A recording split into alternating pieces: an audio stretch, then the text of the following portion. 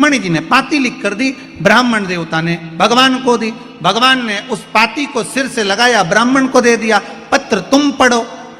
ब्राह्मण के दूसरे का पत्र हम कैसे पढ़ सकते? भगवान के पत्र तो तुम्हें ही पढ़ना पड़ेगा। कारण ब्राह्मण पूछ रहा है कि आप क्यों नहीं पत्र पढ़ रहे, हमसे पत्र पढ़वा रहे हो आपका।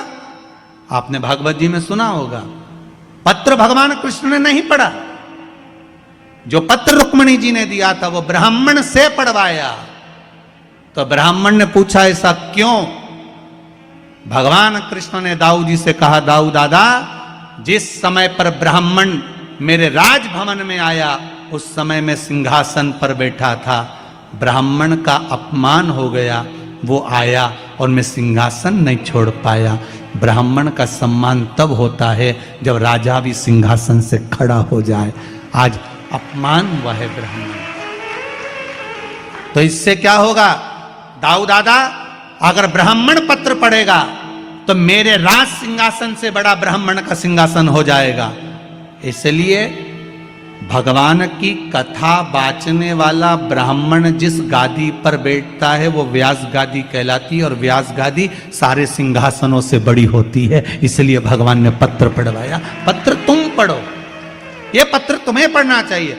ब्राह्मण ने पत्र पढ़ा, भगवान ने पत्र सुनते से ही कह दिया, रुक्मिणी जी से जाकर कह दो तू श्रृंगार करके गोरा जी के मंदिर पहुंच जा, मैं तुझे लेने के लिए पहुंच जाऊंगा। बोला था कि नहीं बोला था? अरे बोलो तो सही, भागवत जी तो बहुत सुनी तुमने इंदौर में। शिव पुराण का तो हम नहीं कह सकते, पर भागवत का तो कह सकते हैं कि भगवान कह रहे हैं तू जगदम्बा के मंदिर पर श्रृंगार करके पहुंच जा, मैं तुझे लेने पहुंच जाऊंगा। भगवान ने केवल रुक्मिणी जी से नहीं कहा था कि तुम जगदम्बा के मंदिर जाओ, मैं तुम्हें लेने पहुंच जाऊंगा। भगवान हर भक्त से एक बात कहते हैं, तुम मेरे दरवाजे तक पहुंच जा। भगवान की कथा कहती है कि भगवान की कथा में आप जाओगे तो भगवान भी अंतिम समय में आपके दरवाजे पर आएगा।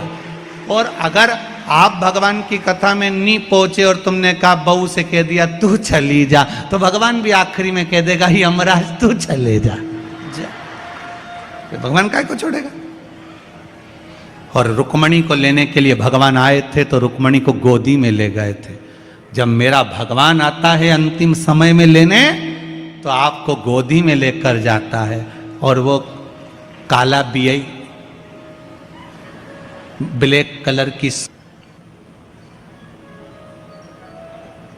बाबा से बस एक निवेदन, हमारे कर्म हमें सुधारना। जब भाव शुद्ध हो तो क्यों ना मिले।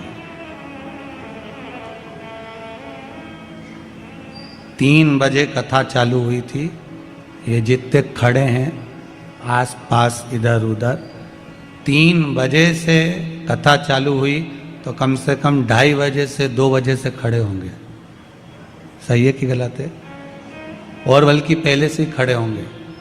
जब से 6 बजे तक कथा जब तक चलेगी, 6 सवा 6 बजे तक, तब तक खड़े। इनकी तपस्या, इनका तप कहीं तो शिव देखेगा, कहीं तो शंकर देखेगा ना। इस व्यासपीठ से मैं आपको नमन करता हूं सभी श्रोताओं को कि आपका जो भरोसा है ना शंकर के प्रति, आप यहां से जाते हो तो हर हर महादेव चिल्लाते चिल्लाते जाते हो, आते हो तो हर हर महादेव श्री शिवाय नमस्तुभ्यम बोलते हुए आते हो। कितना विश्वास होगा, कितना भरोसा होगा, कितनी दृढ़ता होगी। पूरे इंदौर में चर्चा है कि विश्वास शंकर के प्रति कितना जागा है, वो देखना है तो ये कनकेश्वरी ग्राउंड में देखिए। कीचड़ है चारों तरफ, पानी गिर रहा है। मेरा कैमरे वालों से निवेदन है, बाहर जितने लोग बैठे हो छाता खोल खोल के बैठे, पानी लगातार टपर टपर हो रहा है थोड़ी थोड़ी देर में। और इनकी दृढ़ता देखिए आप, इनका विश्वास देखिए आप। कोई ने इनको कुछ दिया है? इनको देने वाला तो देवाधिदेव महादेव है, कोई दूसरा नहीं दे सकता। शंकर जिस जमीन पर आप बैठे हो पूरी गीली है, ये बहन बैठी है ना, यहां से पानी दिस रहा था, बता रहे थे कि यहां से पानी बहकर जा रहा था, पर फिर भी आपका विश्वास बड़ी दृढ़ है, बड़ा दृढ़। इस विश्वास के बल पर शिव महापुराण की कथा है। और एक बात आपसे कहेंगे, इतने वर्षों में हमने एक चीज जरूर देखी है कि जिसने शंकर मेरा ओघड़ी है वो बिना सोचे देता है, कभी उसने विचार ही नहीं करा कि मुझे इसको क्या देना है। ब्रह्मा जी कहते हैं इसके भाग्य में बहुत बहुत भोगना लिखा है। शंकर जी कहते हैं एक बार मेरे पास तो आ जाए, फाइल ही दबा दूंगा नीचे, निकलने ही नहीं दूंगा कि कितना भोगना लिखा। तू आ तो सही। ब्रह्मा जी बोल रहे हैं आप फाइल पढ़ो, शंकर जी के फाइल आए तो ब्रह्मा जी बोले मैं आपके पास कभी आने ही नहीं दूंगा। कई लोग ऐसे हैं सारी दुनिया में माथा टेकते हैं, सबके सामने जाके रोते हैं, सबके सामने हाथ फैला लेते हैं, पर शंकर पर भरोसा नहीं कर पाते। शिव जी कहते हैं एक बार मेरे पास आ जा, कितनी भी बेकार फाइल हो सामने आने ही दूंगा, नीचे ऐसी अलमारी में पटकूंगा कि आएगी नहीं। क्या भोगेगा? आ तो अकाल मृत्यु वो मरे जो काम करे चंडाल का, काल उसका क्या बिगाड़े जो भक्त हो महा काल का। शंकर के उपासक हो तो फिर भय काहे का? क्यों भय खाना? बुरा कर्म हुआ पूर्व में, हो सकता है कर्म हमने बेकार करा होगा तो आज भोगना पड़ रहा हो, पर घबराना नहीं है हमको। क्या करेगा यम?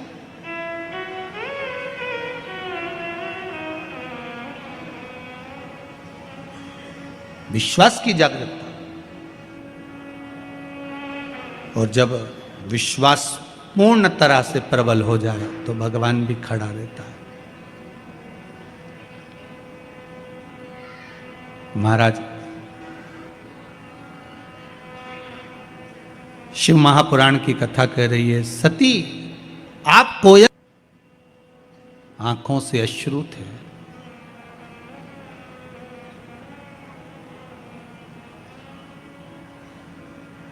नैनों से जल बह रहा था।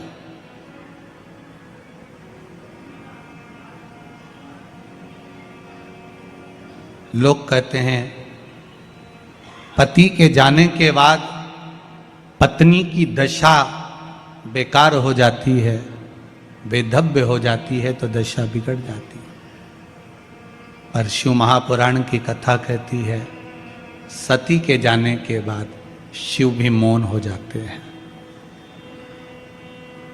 शंकर भी मौन है। पति पत्नी का संबंध जो है केवल एक साधारण सा संबंध नहीं है महाराज, केवल एक साधारण सा संबंध नहीं है। बहुत,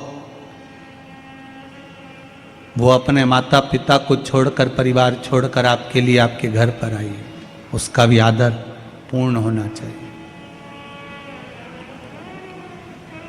एक व्हाट्सएप पे एक मैसेज पड़ा था,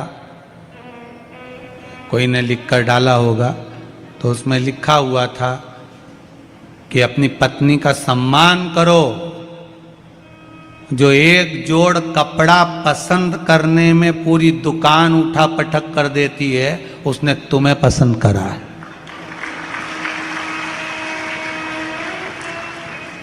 समझो जरा, एक जोड़ कपड़ा पसंद करने में जो पूरी दुकान को ऊंचा नीचा कर देती है, उसने तुम्हें पसंद करा। ये उसका सम्मान होना चाहिए कि देखो तुम जैसे के भी पसंद कर लिया, नहीं तो ये बेहरू।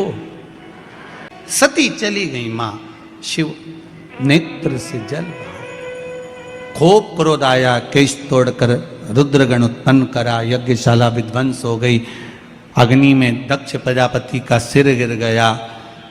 बाद में देवताओं ने स्तुति करी तो बकरे का मुख भी लगा दिया, यज्ञ पूरा करवाया। उधर पितरों की 3 बेटियां थीं, मैना, धन्या और कला, जो पितृलोक में निवास कर रही हैं। सारे देवताओं के लोक से भी ज्यादा सुंदर होता है पितृलोक, जहां पर पितृ रहते हैं। बहुत सुंदर लोक है। पितृलोक क्यों सुंदर होता है? पितृलोक सबसे ज्यादा अच्छा क्यों माना गया है? पितृलोक की सुंदरता क्यों मानी गई है? उसका कारण होता है, जितनी समय भगवान विष्णु बैकुंठ में नहीं रहते, ज्यादा से ज्यादा समय भगवान विष्णु पितृलोक में रहते हैं। ज्यादा से ज्यादा समय पितृलोक। पूछा क्यों? परिवार का, कुटुंब का, गोत्र का व्यक्ति जब कोई अच्छा काम करता है, जितनी देर तक वो अच्छा काम करता है उतनी देर तक भगवान विष्णु को उसके पितृलोक में उसके पितरों के पास बैठकर कंधे पर हाथ रखकर बैठना पड़ता है। जरा विचार करिए, आप 3 घंटे अगर शिव महापुराण की कथा सुन रहे हो तो आपके पूर्वज जो पितृलोक में होंगे, भगवान विष्णु उनके कंधे पर हाथ रखकर बैठे होंगे कि तेरे परिवार के, तेरे कुटुंब के, तेरे क्षेत्र के कुछ अच्छा काम कर रहे हैं। पितृलोक में भगवान नारायण उनके कंधे पर हाथ रखकर बैठते हैं कि तेरे कुल का व्यक्ति कोई अच्छा काम कर रहा है। और जब वही कुल का व्यक्ति बेकार काम करता है ना, कोई कथा सुनने आया और तुम उसकी चप्पल चुरा के ले गए, तो पितृलोक में भगवान विष्णु नहीं जाते, फिर यमराज जाता है। और यमराज जाकर उसके दूतों को ले जाकर उन पितरों से कहता है, देख ले तेरे छोरा छोरी चप्पल चुरा रहे, चोटे के बाप देख ले। ऐसा कोसते हैं। तो तुमसे निवेदन है, चप्पल चुरा के उनको मत कुसवाना रे, तुमसे निवेदन।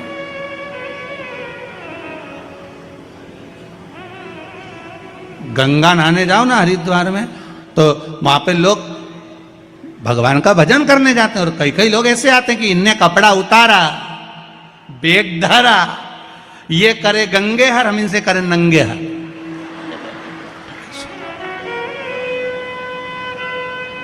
ऊपर से देवता उन भी सोच रहे, बताओ बेचारा अपने पूर्वजों को तारने के लिए आया था, उसने तो अपने पूर्वज तार दिए और इन्होंने सामान चुराकर इनके पूर्वजों को धिक्कार दिया। ऐसा गलत काम कभी मत करना हो, कभी जिंदगी में मत करो।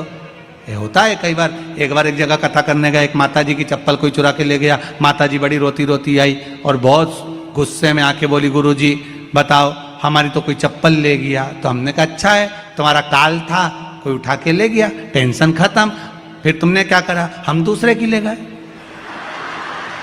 हमने कहा बहुत अच्छी बात है, जाओ तुम जाओ। होता है कई बार लोगों की दशा। एक व्यक्ति मंदिर गया, मंदिर में जाके भगवान के मंदिर में चप्पल उतार के जो अंदर गया दर्शन करने, चप्पल गायब हो गई। चप्पल गायब हो गई तो गुस्से में आ गया, जैसे ही अंदर गया वापस बाहर आ गया। दोस्त ने पूछा कुछ बोला क्यों नहीं? तो कि भगवान की तो कोई खुद ले गया, वो तो नंगे पैर खड़े थे। मंदिर में जो मूर्ति होती है वो सी चप्पल पहनी हुई होती है। भगवान मूर्ति के रूप में प्रेरणा देते हैं कि हमारे मंदिर में आओ तो चप्पल पहन के मत आओ, हमारी तो खुद नहीं है। तुम अपने घर घर छोड़ के आओ, टेंशन लेके आओ काहे को हमारे पास में? हम तो टेंशन मुक्त करते हैं, चिंता मुक्त। चिंतन करो शिव का, भजन करो भगवान। मैना धन्या कला पितृलोक में रह रही थी। सनकादि ऋषियों का आगमन था। सनत कुमार बैठकर तप कर रहे थे, साधना कर रहे थे। तीनों की तीनों निकल कर जा रही थी। इनके लहंगे में कुछ झामर झुमके लगे हुए थे, कुछ रतन लगे हुए थे। वो रतन लगे हुए जब निकल कर जा रहे थे, वो रतन लगा हुआ जो लहंगा था वो सनत कुमार की जंघा से लग गया। जंघा से लगा, खरोच पड़ गई। खरोच पड़ी, इतने में सनत कुमार को क्रोध आ गया। मैना धन्या कला, तुम तीनों संतों का अपमान करी हो, हम तुम्हें श्राप देते हैं कि तुम पितृलोक छोड़कर मृत्यु लोक में जाओ।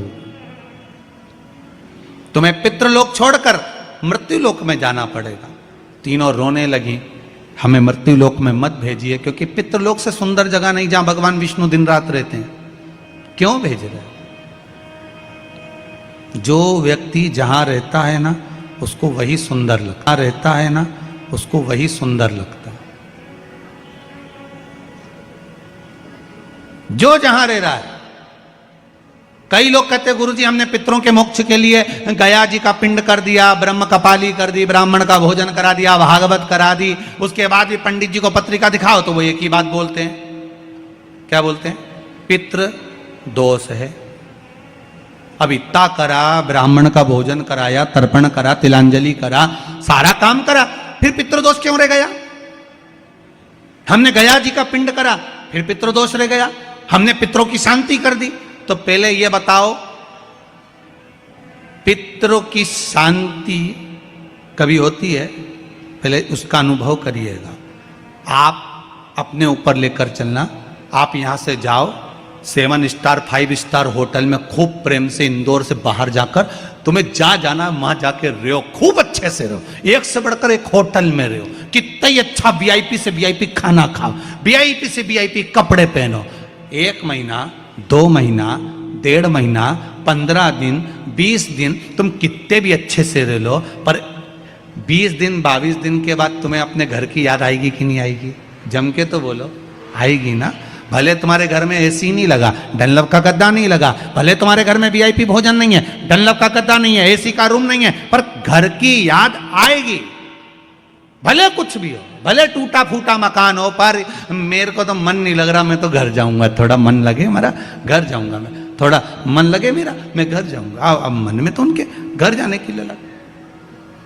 आप कितना भी वीआईपी में रह लो, पर आखिरी में घर जाने की याद आती है। कितना भी पिंडदान कर लो, गया जी में जाके पिंड दे दो, ब्रह्म कपाली कर लो, तर्पण कर लो, पितरों को ले जाके गया जी में छोड़ दो, फिर भी पितर कहते हमें तो हमारे घर की याद आती है, इसलिए 16 श्राद्ध में वो तुम्हारे घर आ ही जाते हैं। 16